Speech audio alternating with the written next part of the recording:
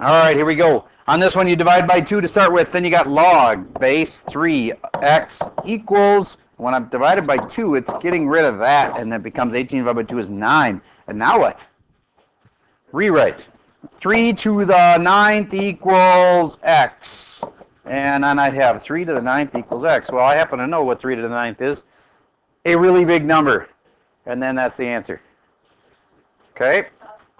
Yeah, all that matters is that you can do 3 to the 9th power on your calculator, which, again, it's an insanely large number. But if it comes up with scientific notation, it usually says EE. That means move the decimal to the right or to the left. In this case, it's a really big number, so you move the decimal to the right a ton of places. All right. It's not that big? Oh, really? Wow, 3 to the 9th I assumed would be much bigger than that. Okay, it's tripling, and you do that 9 times, but I guess you are only starting with 1. So, all right. So that is a basic log problem. There are so many different kinds of log problems. We've already done a bunch of them. I wanted to do kind of one from each kind that we've already talked about. Probability, if I were going to pick only one kind of probability to know, it would be the kind where you have a big group and you say, I have like, remember that TV question? I have like 35 TVs. And what are you up to? Okay. Is it plugged in? And you got the silver thing, the silver button there? Okay, press that if you haven't already. All right, now it should be working. Okay, I'm going to pause. All right, so I'm sorry I got distracted there for a moment, but we have problems that are a big group that's divided up into smaller subgroups. Well, so for instance, in this classroom right now, as far as the total number of humans, we have 2, 4, 6, 8, 10, 12, 14, 16, 18, 22, 4, 6, 28, 29 of you. And if there's 29 of you in here right now, and I was going to choose out 3 of you to make an example of, because you haven't been doing your homework, we're going to have a public flogging. And I am going to pick out 3 to make an example of. Let's say that there's boys and girls. And girls are usually better at the crying and the screaming, and so I'll probably take 2 of those out of, let's see, how many total girls are there? There's 2, 4, 6, 8, 10, 12. So there's 12 girls, and if there's 29 total humans, if I take away the 12, I should be at 17. Yep, 17 boys, and I'm going to choose 1. Do you get what I just did there? I had a big group of 29 divided up into 17 and 12. And then here's what I wanted. I wanted 3 total, of which 1 was going to be a boy and 2 were going to be girls. When I was a middle school teacher, there was always this thing called Move Up Day, where the 5th graders came up and toured the middle school. So at the end of 5th grade, right about this time of year, they would come up. Maybe it wasn't quite this late into the year. It was close to the end of the year. They'd come up and see what the middle school was going to be like. And so usually that day I would stage a beating. So in the when the little kids would be coming around to see what the school would be like, I would have one volunteer kid come out in the hallway, and I would be just like reading him the riot act about not doing his homework, like right in his face, and then sometimes we'd even just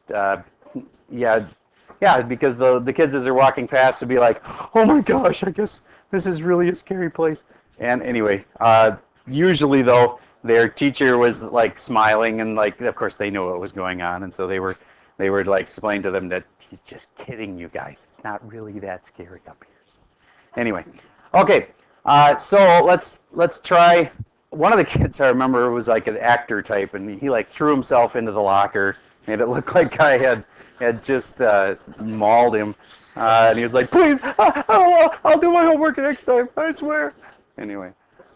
Okay, so let's do a little group question like that. Let's say that you got the group of 5th graders, and let's say that there were 17 of them going through.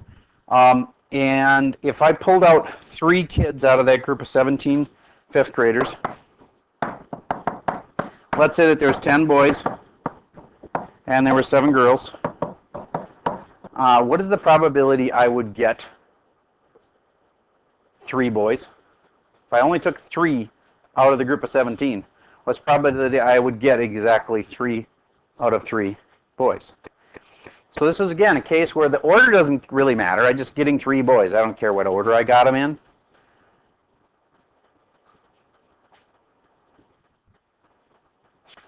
but you have a big group of 17, and I'm going to choose out 3, and then I got things on the top like this, and I got boys and girls. I got 10 boys. I was going to get 3 of those, and of the 7 girls, I was going to get 0. And if you want to save some time, that part right there, that's going to equal 1. So no need to even type it in. So it's really just this part right here needs to get actually typed in. And what percent did you get? 17.6. Why is it such a low percent chance that that's going to happen?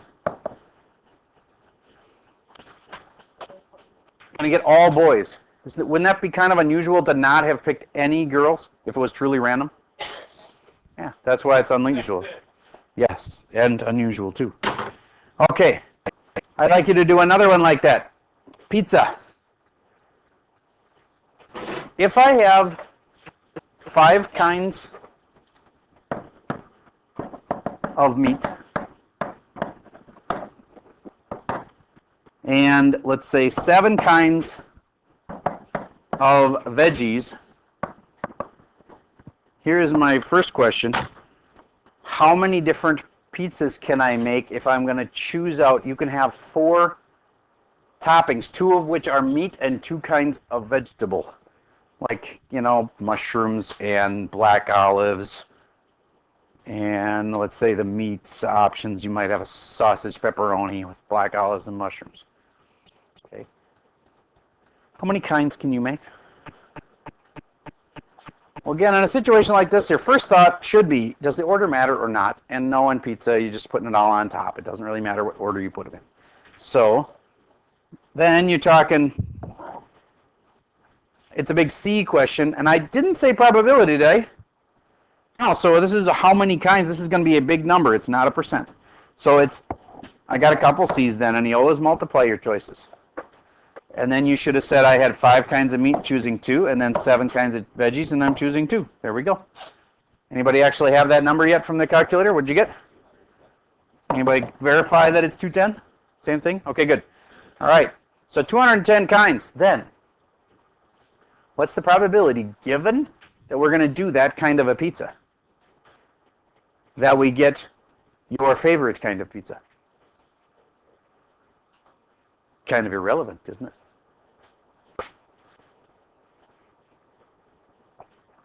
Would you agree it's about 1 out of 210? All right, there's 210 possibilities, and there's only one that could be your favorite. Now, what if you were okay with anything as long as it had sausage in it? Then, what's your probability? Well, then we got to do something more complicated. There's 210 on the bottom. That's this part's on the bottom still. Remember, you've got to stick to this 2-topping theme, otherwise it won't.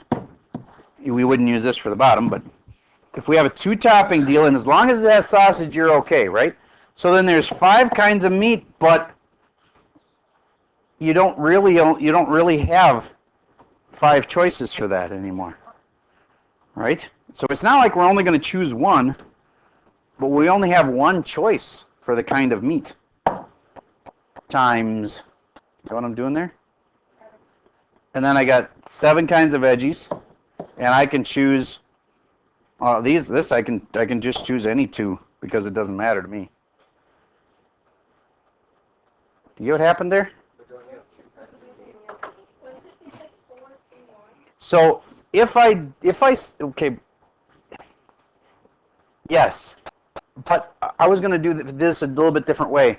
I was going to say, if I leave it like this, first of all, I only have 2 things being chosen, and I'm supposed to have 4.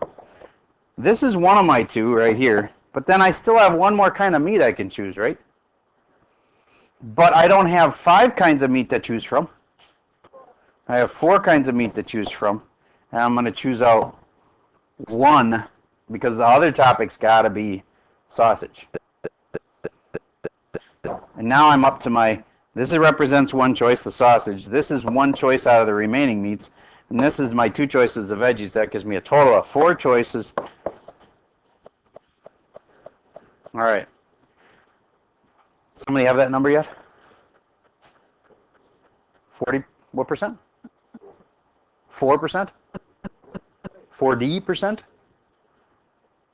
Okay, then something's wrong with that one. I did change, okay, that was when I said you had to have sausage on the top because that's what I want. I want to have sausage for sure. Then there wasn't 5 choices for meat anymore. There was only 4 choices for meat. Get what I mean? Because you didn't have a choice on sausage anymore. Sausage was a for sure thing. That was a 1. All right, you're not going to have one exactly that hard. I'm going to change this now. I'm going to stick to the same general theme, but more generic. Let's say that you have 5 kinds of meat, 7 kinds of veggies, and if there are 210 different 2 meats, 2 veggies, find out how many there would be if you could do you could have all the different kinds of meat. You could have 5 meats and only 1 veggie.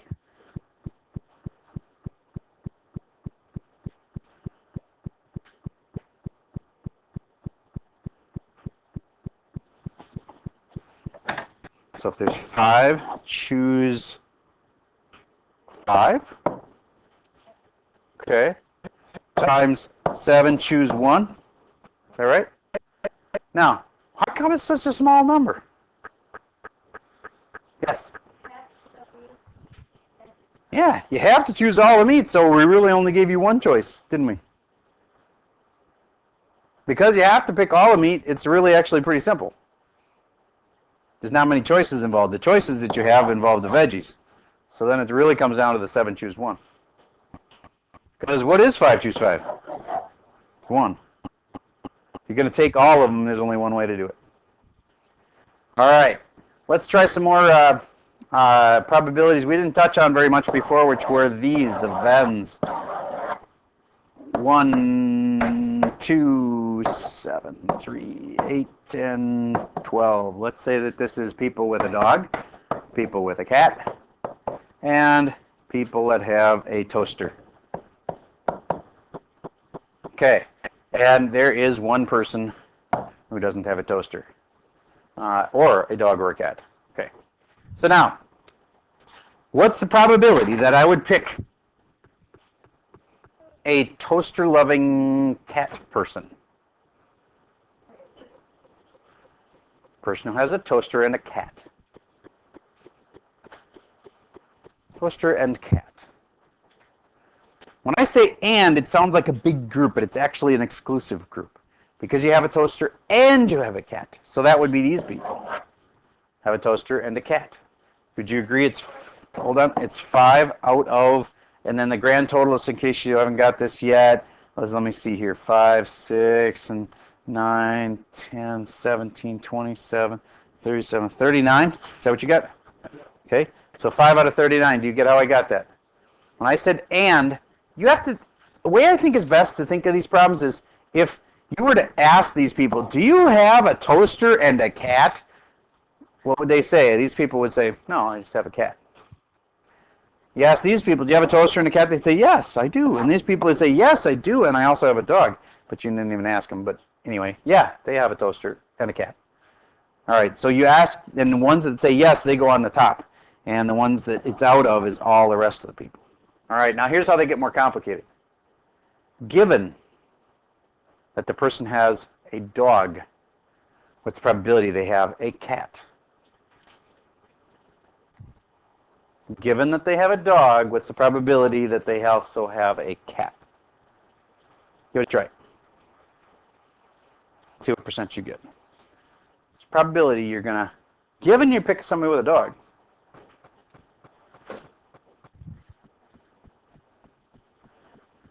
How many dog people are there? 16, right?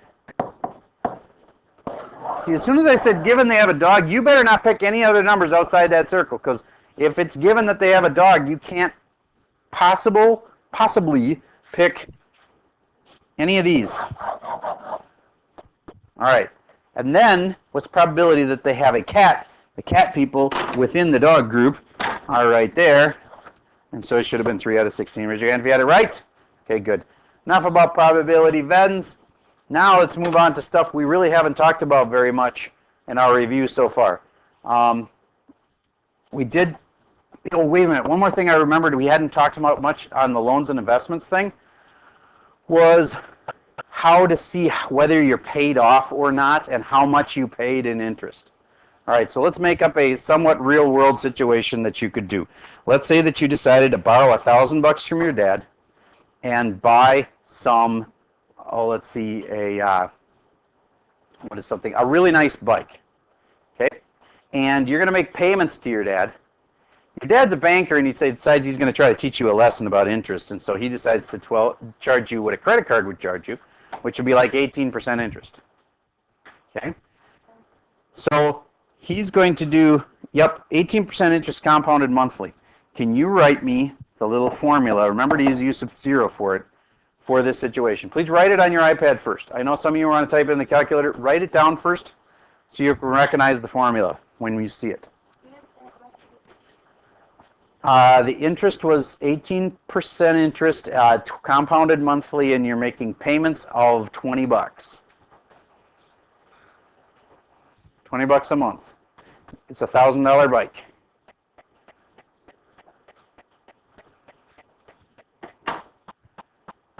So what I want to know, it's going to take a while to pay this puppy off. 18% interest, compounded monthly. Bike was $1,000, and you're making $20 a month payments. So your formula should look like this. UN minus 1, and then you need 1 plus. This is always a plus. Some people got confused, I think, at some point that on the loans and investments problems, we never change that to minus. Why? Because interest is always making the thing grow. Okay, this isn't about decay. It's not like about, like number of population of sheep decreasing. This is always increasing in that the balance that you have is growing. The interest is going to make it grow. And the only thing that makes it shrink is the fact you're making payments of $20. Now, is it possible that your payments are so small that your loan balance could actually grow? Yeah, that can happen. If you don't make big enough payments, the interest that you owe is actually enough at your 18% divided monthly that your loan balance would actually grow over time. Does that happen in this case? It's really close. So it is actually shrinking, but only a tiny bit. All right. Then it's going to take you forever to find the end of it. So let's make the payments bigger. It'll be really easy for you to change this to 120. $120 a month, and that means you'll get done in just a matter of a few months. But let's see how much totally you paid, and what was the interest that you paid. That would be the question. So see if you can put that in your calculator. I'm going to pause for a second while I get my calculator ready. Okay, I'm back. I'm just going to show you how to do this in the calculator. First of all, I got to get in the right mode. I'm going to touch mode, and I'm going to get down to sequence mode. So there it is, SEQ, enter. Now I'm in sequence mode, so I'll go to the Y equals screen. N-min is 1. Right away, it's wrong. What am I supposed to have there? 0, because I want to have it U sub 0 as my first term, so I put a 0 there. It says N-min. The N's are the little sub numbers, and my smallest one is 0. The next thing is U sub N is equal to U, which is right above the 7, sub N minus 1. And then I have times, and then I have always 1 plus. And then it's the rate, in this case 0.18. And then I'm dividing that by 12 because I'm doing it monthly. And the parentheses. And then I'm going to have payments of 120. And then I'm going to hit table. Uh-oh. I did. I'm going to say go to. By the way, if you haven't learned this trick yet, if you say go to, it'll tell you which part was screwed up, and it's blinking right there. Okay, so something after this UN minus 1 was fatally flawed. Oh, yes, something after that. Well, this is after that, and I never told it what to start with. 1,000. There we go. So the go-to thing is a smart option to do on your calculator. It'll tell you kind of where it was okay until here, is what it was saying. All right. So now I have to go back to the table, and my balance is shrinking, shrinking, shrinking. I don't owe my dad as much, and then there, I finally got it all paid off right there. So I made him 9 payments, right? 9 payments of 120. So if you go 9 times 120, that's the way you start. 9 times 180, 1,080 is the grand total you paid. Now, is that right? 9 times 8. It's a total you've paid, but he owes you money at the end. You get that he owes you $3.73. That's what that negative 373 is. So if you take your 1,080, I really should align my decimals there, move this over a little bit, but then you really paid 1,076.27. Very good. Just hold on. That's what you paid. Well, how much did you borrow from your dad? You borrowed 1,000. How come you ended up paying him 1,076? The interest. So we did 9 payments of 120 bucks. He owed us 373 back. That's that negative on the chart. Then we've paid him a total of this. Once you've got that total, you know everything because you know the total you paid, and you also know if you subtract off 1,000 that the interest was $76.27. So your dad made 76 bucks on the deal. Now, how come your dad gets to make money on this? Well, that's what banks do. That's how come banks get to build gigantic buildings in downtown Minneapolis, because they make money. There's nothing wrong with making money, at least based on our capitalist society is all kind of based on that. But how much money they make is kind of, that part's up for debate. Is 18% really bad interest? Nope. Do you know what the worst credit card that I've heard of? There's new rules now on what credit cards can charge, and they actually took off the caps. They have no rules now on they can charge you ridiculous amounts of interest as long as they tell you up front, this credit card is going to charge you, 98% interest or whatever. I think the highest that I've seen is like 52% interest. And I know some parents are going to be, if they were to listen to this, would be like, that's impossible. Look it up. New rules. They have to disclose now what they charge you for interest. But if you sign the thing and say, yeah, I'm fine with that, then they can charge you ungodly high interest rates, up as long as they tell you up front. Yes? And that would be the argument, that it's up to them to decide what they can charge, and it's up to the consumers to decide if they're willing to do it. It's a fair deal if both sides agree. I mean, if you agree to borrow $2 from me today and give me $3 back tomorrow, then you're paying me 50% interest in one day.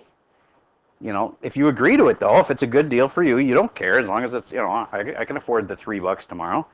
Fine, it's a deal. You can do that. But anyway, what they used to do, the credit cards used to be able to charge you interest of, let's say they got you in at 12% interest, and then your credit got worse, and then they said, now we're going to start to charge you 35% interest because your credit's worse, and so you're not as good of a risk, so we're going to raise your rate a lot. That's what they used to be able to do. And say you started off with this rate, and then they send you a little thing in the mail that you don't even read that all of a sudden says, oh, now your interest rate's gone up 3 times as high as it used to be. They can't do that anymore. Anyway, I don't have all those rules down, but I know that it's all new as of just a couple of years ago. All right, so your dad's interest rate 18%, and he made 76 bucks on it. That's kind of what credit cards do, except a lot of the credit cards are at 36%. That's really common to have a 36% credit card. Not everybody has that, but there's a lot of people out there that do. So, anyway, let's move on. I want to get to other stuff besides the stuff. The reason I took some time on that is that there is a lot on the test. Look at this, 28% probability, 20% on those loans and investments questions. I'm rounding. About 40% on exponents and logs. Okay, but we've already talked about those a fair amount. What we haven't talked about is this remaining about 20% or so. And so I want to do a little bit of each of those. Linear programming, matrices, applications, and fractions. But we've already been going for 24 minutes so far, so I'm going to pause and give you a short break. Okay, we're coming back from the little break time there. Let's talk about linear programming. That's the kind where you would end up graphing it and finding the feasible region. Do you know what I'm talking about? All right. I want to begin by having you shut your iPads completely, because I can tell some of you are off doing fun things and it's hard to stop them. All right. So, focus, please. What are you all looking at? Is there a mouse back there or what? Oh, okay. All right. Okay, so linear programming. What I'd expect you to be able to do is write equations. I'd like to start with this. I have alligators and emus. And let's say I want to have twice as many alligators as emus. How do you write an equation for that? Twice as many alligators as emus. Well, the way I tried to teach you how to do this was alligators is bigger. It's twice as big, right? Twice as many alligators. So you don't want to make it even bigger by going like this. 2 times the number of alligators is now, no, it's not, that won't be equal to the emus. That'd be way bigger than the amount of emus. So take the smaller one and build it up. You get how that would be? If A is really twice as big as E is, to make them equal, you have to take the smaller one and times it by 2. All right, so it's kind of counterintuitive. I say twice as many alligators, you put the twice on the other number to make them equal. All right, iPad's open again. I want you to write me an equation for this. And then you're going to billboard it to me. I want to see who can do this and who can't. This is slightly different. This is not going to be twice as big. Alligators and emus again. I want 3 more emus than alligators. 3 more emus than alligators. Because the alligators might eat the emus, and I want a few extras. 3 more alligators than emus. Sorry, emus. 3 more emus than alligators. 3 more emus. I want extra emus. 3 more emus than alligators. All right, I'm seeing most people, so I haven't seen some of you yet. All right, you took the smaller one. Which was the smaller one? The A. And you added 3 to it. Excellent. A plus 3 equals E. Like this. All right, now let's do some more. Let's say that I make profit on these. I'm selling my alligators and I'm selling my emus. Okay, and I'm going to make $10 on each emu, and I'm going to make $25 on each alligator that I sell. So my question is, which would be the smartest of my feasible region? After I got it graphed, it looked like this. Which would be my smartest spot? Let's say that this is the alligators, and this is the emus. Would it be smarter to sell this, which is 10, 0, or this, which is 9, 4, or this, which is 20, 0? Which of those? Obviously 0, 0, I'm going to make no profit, so I'm not even including that one. But in my feasible region here, yes, 0, 20, sorry. That's what I meant, but I wrote the wrong thing there. Okay, which of these points would be the best? You take them and you figure out what's the maximizing combination. But don't you need an equation for that? What's the equation you use? 25A plus 10E, and then you see how much you would get for each combination. I'm going to call that P for profit. So what does it end up being? Is it 10, 0? I'm guessing it's 10, 0 or 9, 4, one of those two. All right, so if I put in 10, 0, I'm going to put in 10 here, and 0 there, and 0 times anything, it makes the whole thing 0, right? So 25 times 10 is $250. $250 for 10, 0. That's how much I make if I do that. If I can sell 9 and 4, that would be 9 here and 4 here. That would be 9 times 25, which would be 250 minus 25 would be 225 plus 40. It would be 265. 265 is better than 250.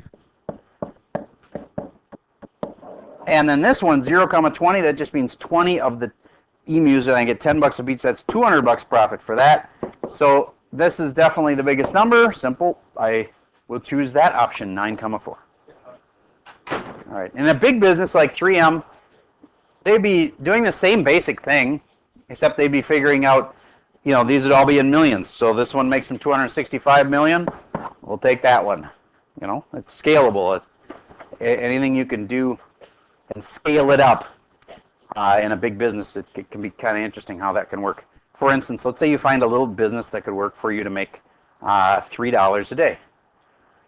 It seems like, well, that's not enough money to make it worth it, right? But what if you can scale that up, and in this city you can make $3 a day, but you can make $3 a day in every city in the entire world doing this little thing that you're going to do. Okay, if you can figure out a way to make $3 a day and it's scalable, then all of a sudden you can do it times, oh, let's say 10,000 cities. $3 a day times 10,000 cities, all of a sudden you've got a really good idea. If you can just scale it, if you can scale it. That's what the internet can do for you, though. It's kind of cool. Is it can make you can't get to Mumbai, but you can have a website that's available from to Mumbai. And so if you can make something that scales like that, figure out a way to make $1. Seems like nothing, but if you can times that times 1,000, all of a sudden $1,000 is something to pay attention to. $1,000 a day. That's what they're doing right now with toilets in India. Seriously, somebody has figured out that there's a market. People are willing to pay for a nice clean toilet in some of these places that don't have clean toilets. And all they're making is a few bucks a day, but they can do that in tons of sites throughout the country.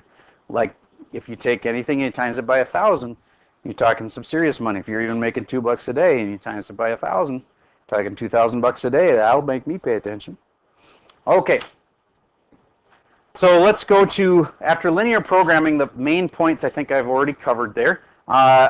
We have matrices. Let's see if you remember how to do these. Grab a graphing calculator and put in this matrix 3, 4, 5, and 6. 3, 4, 5, 6 into your calculator under matrix A. Do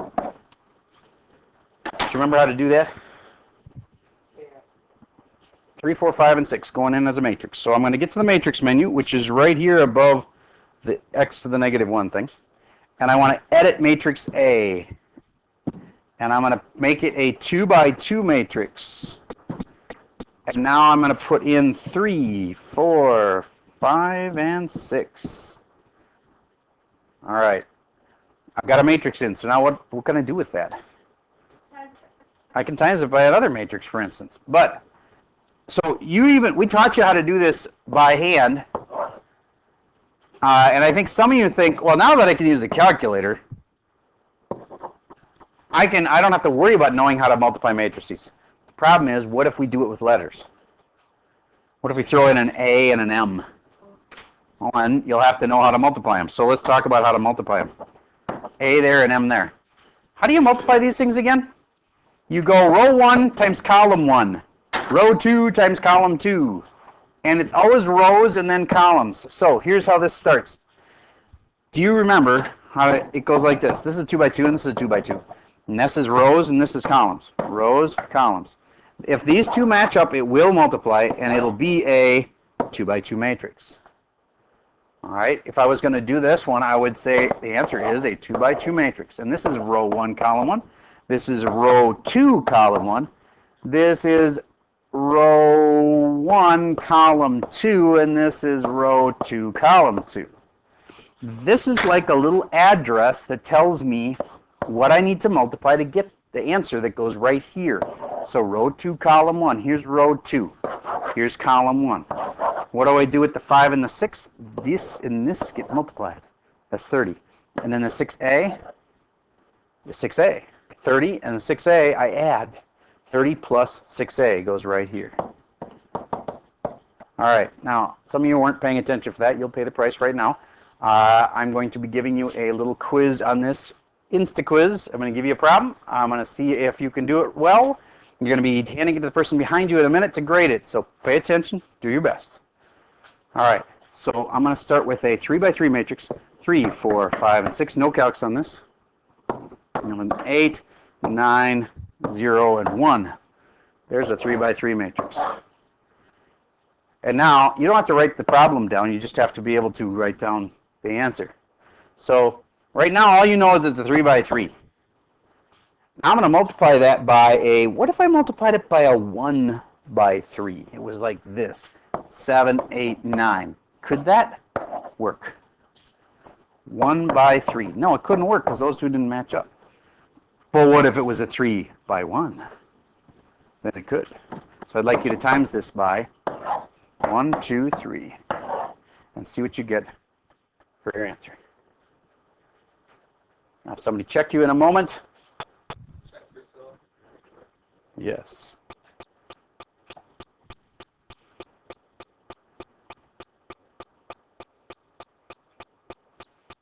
So while you're multiplying that out, I'm just going to talk about the basics. This one has 3 rows by 1 column. Columns are up and down, right? Okay, so it's a 3 by 1. So it worked because those two are the same. And my answer will be a 3 by 1, which is the same as this one. So my answer looks like this. Long, skinny. It's got 3 numbers in it. And pause again while people are finishing up. Done. Here's what you should have done. You should have said, this is row 1, column 1. The first spot is always really easy. It's the first row and the first column. Here's row 1. Here's column 1. If I'm going to put those together, it's 3 times 1 is 3. 4 times 2 is 8. And 5 times 3 is 15. So 8 plus 3 plus 15.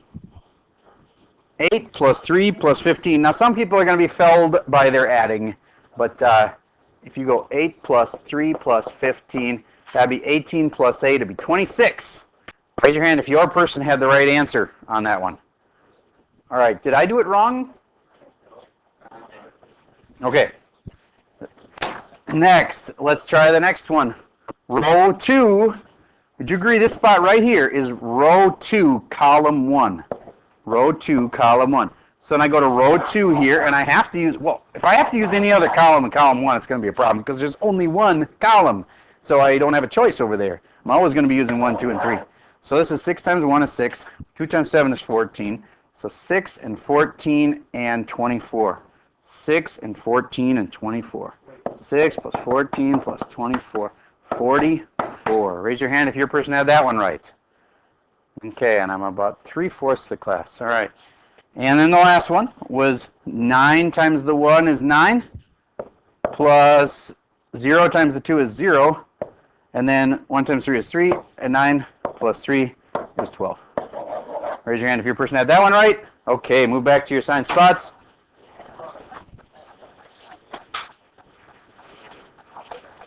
Okay, that was called multiplying matrices. Can the calculator do that? Absolutely. Would you be able to do that problem on a calculator? Yes. But the reason I was saying that you'd have to know this by heart is because we know you have a calculator. So if we want to test you on it, can you multiply them, we're going to put like an A there, and all of a sudden you'll have to do that part by hand because your calculator doesn't know what to put there. Okay? All right. So matrices, another big picture kind of a deal. Let's say I had this. Okay, this is 8, 9, no,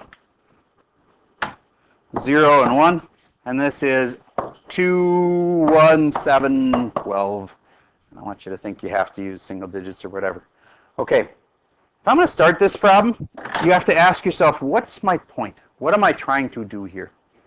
Trying to get A. If I'm trying to get A alone, I have to get rid of this, and I have to get rid of this. This has to be first, because this one's attached with multiply, and that has to be undone last. So first thing I do is get rid of this. How do I get rid of this? Well, a lot of people say, oh, it's minus. That minus is on the 3, not on this matrix. So if I'm going to get rid of this matrix right here, I do not want to add. I want to get rid of this inverse by, no, I want to get rid of this matrix by subtracting it. I simply want to subtract this matrix on both sides. Minus 8, 9, 0, 1 from both sides. Subtracting 8, 9, 0, 1. Do you get why I did that? Because if I was going to get rid of this matrix right here, it is not attached with multiply. If it was attached with multiply, I'd use inverse. So this one, I would do 2 minus the 8 would make negative 6. I'm going to start writing my new problem in blue here. So negative 3a is equal to, and I'm now doing this minus this. And 2 minus the 8 would be negative 6. And then I'd go 1, take away the 9 would be negative 8. And then I go 7 minus the 0 is 7, and I go 12 minus the 1 is 11. All right, here we go. That blue problem is your new problem. Now, how do you get rid of a negative 3? There is no dividing, by the way, with matrices. Multiply by the inverse, which is negative 1/3. Very good. So I'm going to multiply by negative 1/3 right here. And multiply this by negative 1/3. Okay? And negative 3 times negative 1/3 will cancel each other out. So I got a alone. Yay. I just have to take 1/3 of everything in here. And negative 1/3 of everything. So that means negative 6 times negative 1/3 would be positive 6/3, which is the same as 2. And the next one's positive 8/3. And the next one's negative 7/3. And the last one is, because I'm multiplying by a negative, negative 11/3. And that one actually 6/3 is equal to 2. So I'll use a 2 there. There's my final answer on that one. And then the hardest of all matrices kind of questions, and that's like this. I got a matrix times by m, and it equals another matrix. And this is 3, 4, 7, 9, and this is 1, 2, 8, 11.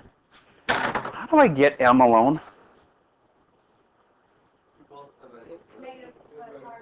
Yes, the x to the negative 1 thing is called the inverse. I would do the inverse of this one.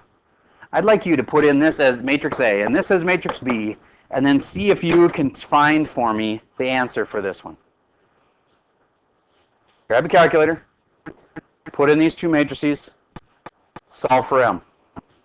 I want to have last reminder that if you're going to do the inverse of A on both sides, which I know is what you know you're supposed to do, you may easily forget this. If you do it in the wrong order and you do it like this, that would be wrong.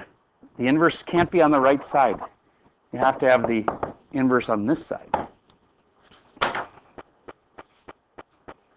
Okay, so when you do the A inverse, this times the B, that'd be this times this one, you get this answer right here, m is alone, and you get that big matrix right there. All right.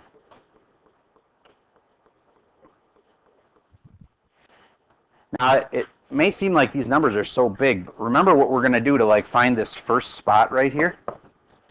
If we actually want to test and see if this actually would work, if I put this matrix right here and go 3, 4, 7, 9 times this, it's supposed to equal 1, 2, 8, and 11, right?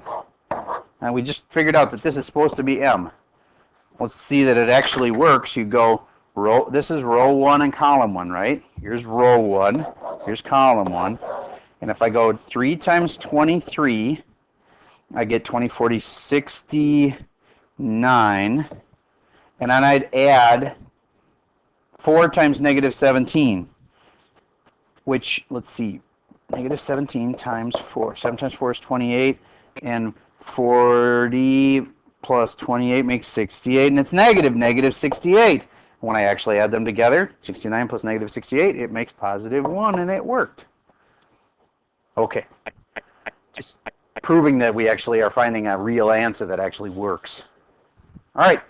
That's matrices. That's enough on matrices. Let's go back and see what else we need to know. We need to know, let's see here, linear programming, matrices, applications. I'm just going to give you a couple applications that I think would be smart to know. Remember the ones that are like this? If you know a couple calculator tricks, you can get some easy answers out of these. All right, so let's make sure that you know how to put this in. The formula for this would be -1/2, or sorry, it's usually they just say 0.5, and then they say -9.8 for the next part. I think you have to know this equation, although it is multiple choice. So how do we make you write an equation? I can't know for sure, but I can tell you this. Yes. That does not make it easy, I hope you realize. Yeah, it may help make you feel better about it, but that doesn't mean it's easy. Okay, let's say it's this. That's the height. What's that? Velocity. And this is just a constant that works for meters on the planet Earth.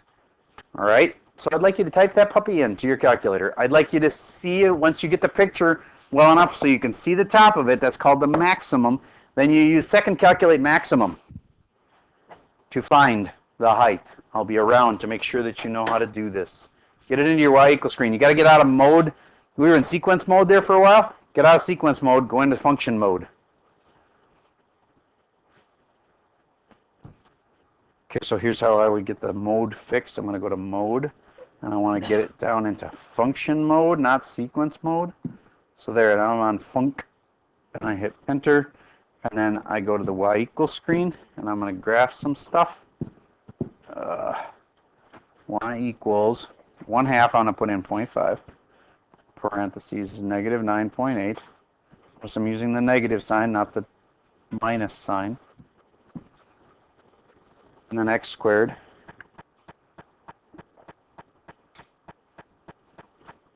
And then I'm going to say plus 40x. And then plus 8. And then I'm going to say graph. Now, I can't, if you want to reset your calculator completely, the second key, plus 712. Okay, so I can't see high enough. I'm going to go to my window, and I'm going to, high is the y. I'm not going to change my x's, I'm going to change my y's. I want to be able to go higher on the y's, so I'm going to maybe go up as high as, oh, let's say 75. And I'm going to see if now when I graph it, if I can see it better.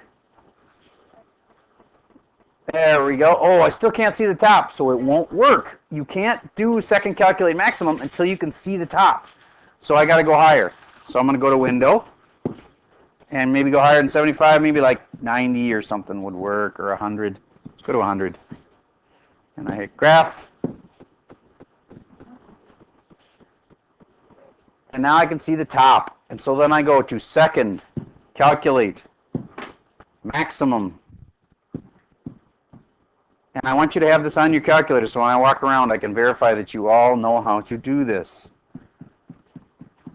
I'm getting just to the left of the maximum.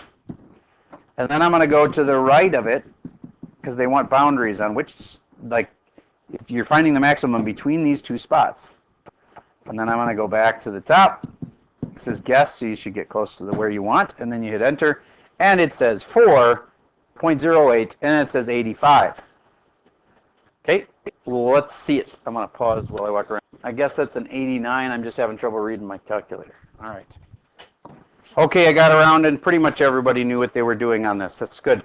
All right, now what if I ask you not for the maximum? What if I ask you when did the projectile hit the ground?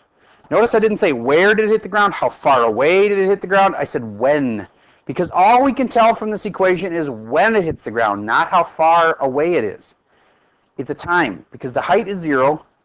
That's going to mean that y is 0. Okay, so you go second, calculate the 0. And then it wants a left bound again. Well, you get to the left of it, and I am to the left of the 0, but I'm going to get closer. There we go. That's left boundary. And then the right one is go to the right of that 0.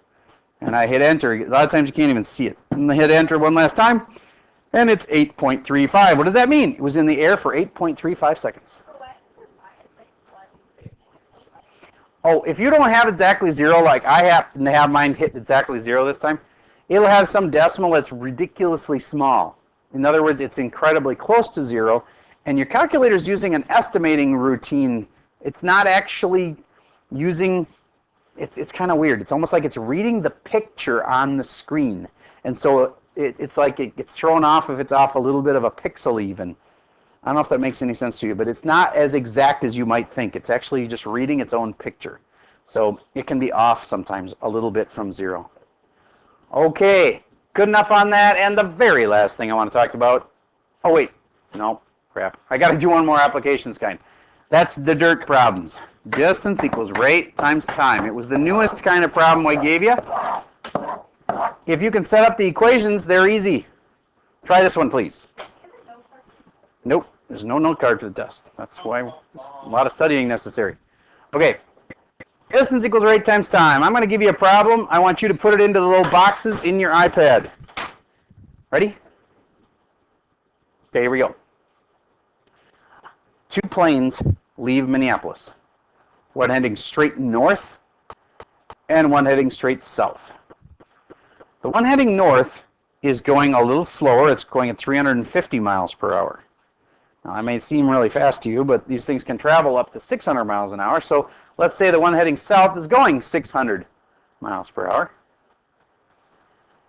And my question is, when will the two planes be 2,000 miles apart? When would the planes be 2,000 miles apart?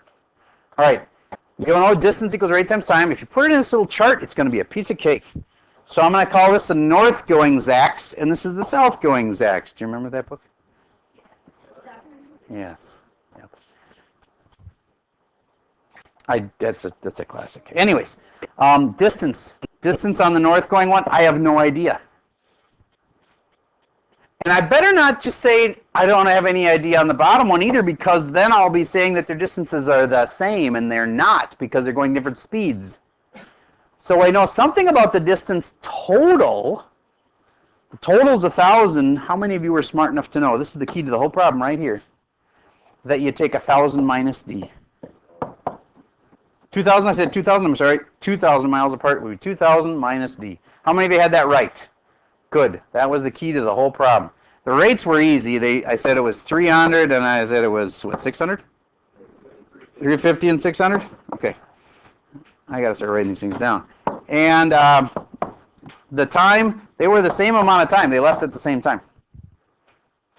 Okay, so I can put t for both of them. So then I say d equals 350t.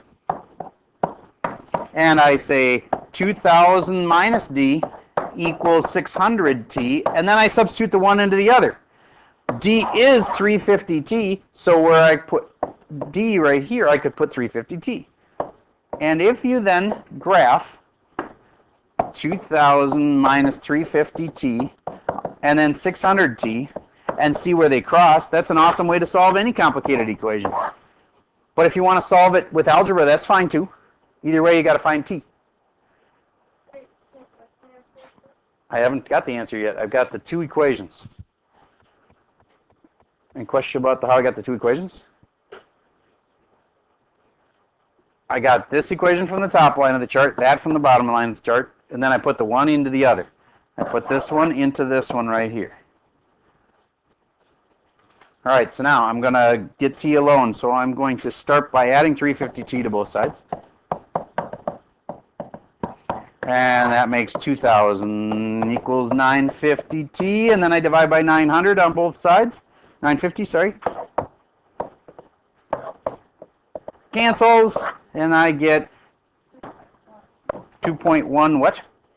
2, and that's time. Is that seconds? Is that minutes? It's hours because our units were miles per hour, so we had to use only miles and hours in this problem. So then if this is a time, it must be hours. So basically in 2 hours, those things are 2,000 miles apart. All right, that is a typical distance, rate, time problem. Now, the last kind of problem that we have to know, the complex fractions one. Notice it's only 4%, so let's not spend a ton of time on this. Some of you guys were awesome at it, some of you guys struggled with it. I will tell you, if you struggled with it and you're going on to honors, or regular pre-calc, this is used a lot. You have to be able to find common denominators. Like we'll have this in a problem, and you have to be able to handle it. Common denominators and adding fractions. Okay, and if you can't, you're going to have trouble with that whole unit. All right, so if you haven't learned this, learn it now. Because pretty much everybody in here, unless you're going to FST, most of you in here that are not going to FST, you're going to need to use this a lot next year. So a common denominator is typically you're going to multiply the two denominators. So that times that. All right, so I'm just going to say I need an x minus 3 here. And over here I'm going to need an x plus 1. And if I do that, I got to do it also to the top, because that's the only way it really works, is to times this by 1. That's what makes it legal. All right, now my top on this side is 1 times x minus 3, which is x minus 3. plus the top on this side is 2 times x and 2 times 1, so 2x plus, oh, it's so common for kids to put 1 right here. 2 times the x and 2 times the 1 makes 2. All over our common denominator, which was x plus 1 and x minus 3. Now I actually should put these together. 2x and x makes 3x, and that makes minus 1. So final answer, 3x minus 1 over x plus 1, x minus 3. There you go. Raise your hand if you had that one right. That's most of the class. I'm impressed. Yep. 2 over a plus 11. I'm going to make this a little different. Plus 3 over just a. Now some people are going to struggle with, how on earth am I going to add 11 to the right-hand side fraction? And you can't. Don't do it that way. Think of this as an a plus 11 and this is an a. Clearly they're different. You can't just add 11 to the right side. It won't work. Can't put on, even if you put it on top and the bottom. You're going to be timesing by 11, not adding 11. So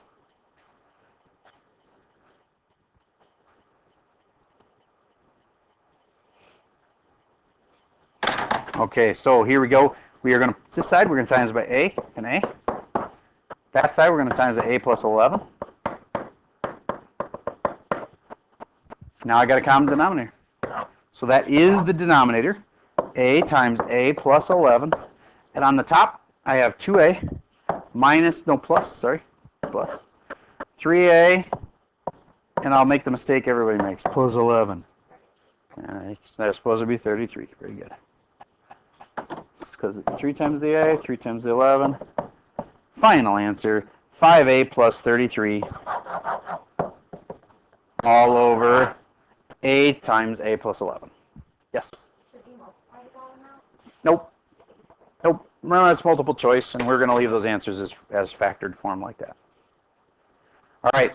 Other thing on multiplying fractions you might want to know is if you had 2 over 3 times 4 over 5, that would be really easy. It'd be 8 over 15. You just multiply the tops and the bottoms. But what if it's divide? Then I don't leave it as a times, or as a divide, I make it a times. Do I flip both of them? No.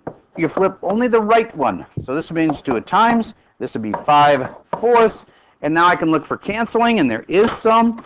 This 4 could be written as 2 times 2, and then I could go 2 times this 2, and now I have the total of, I'm replacing those with a 1. 1 times 5 is 5, over 3 times 2 times 1, which is 6, so the answer is 5, 6. That was, again, changing a divide problem to a multiply problem. Yeah, you just have to take the reciprocal of the second one. Okay. You've made it to the end. I guess, in a way, you've won the game for this year. So now, it's all a matter of, can you pull it all together on a big test? You've made it through all the instruction part.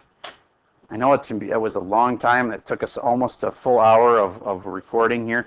And it's now up to you. If you do all your Schoology quizzes, and if you struggle on any of them, I really recommend you try it a second time. Because it'll help you. They're working on, especially the ones you get wrong the first time. That's kind of the key. Ones you already know how to do, it feels good to do them because you already know how to do them, but that's not the ones you really need. You need to do the ones that you didn't understand the first time.